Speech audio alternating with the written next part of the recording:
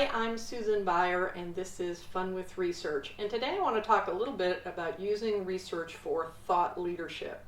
Thought leadership is you, your organization, your brand, really staking out a position of expertise so that the audience that you are wanting to work with sees you as a pro in the field and worth listening to. And I just finished a big joint study with one of my agency clients, Predictive ROI. We're getting ready to publish that research now, but the topic of that research was on thought leadership and what makes people follow thought leaders. And one of the things that is really important with respect to thought leadership is that it is information that is helpful to your audience. You know, if it's irrelevant to them, if there's nothing really they can do about it, chances are it's not going to give you a lot of traction from a thought leadership standpoint. So being helpful is important, and the research confirmed that that is the case. The other thing that's really important with thought leadership is it needs to be something they haven't heard before. You know, if you're just sort of regurgitating what other folks have said about something, or you're looking at existing research and sort of providing your perspective on it, you're probably not providing anything really new that your audience members may not have seen. And that's where research can really come in. Research can provide, if it's done well, it can provide a perspective on a problem or a market or something that your audience can really use and they haven't seen before and they're not hearing from anyone else. And that's where research really can come into play.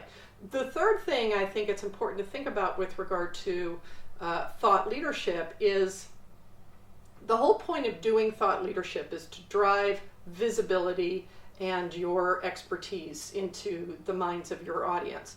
So you need something that's actually going to have some legs on it in terms of content opportunities, ways for you to talk about it. Ideally, you want something that you can present about at major conferences that are relevant to your audience, that you can write about, white papers, blog posts, that you can do videos about, that you could talk about on social media, that you can do podcast interviews about, so that you have a lot of opportunities to take sort of one big effort and atomize that across your brand and all the touch points people may have with it, as well as over time. You know, you may want to use that content over the course of a year. So research can be really helpful for that. Primary research, whether you're doing qualitative research or quantitative research, if you do it well, you can really provide the underpinnings of a terrific thought leadership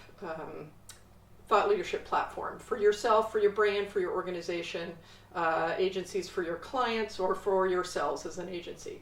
So that's one of the reasons that you see so much research happening. You see many people sort of posting infographics about new research or whatever.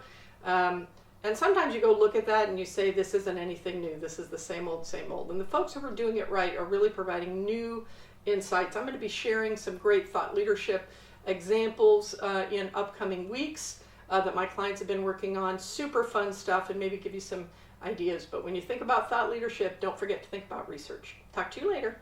Bye.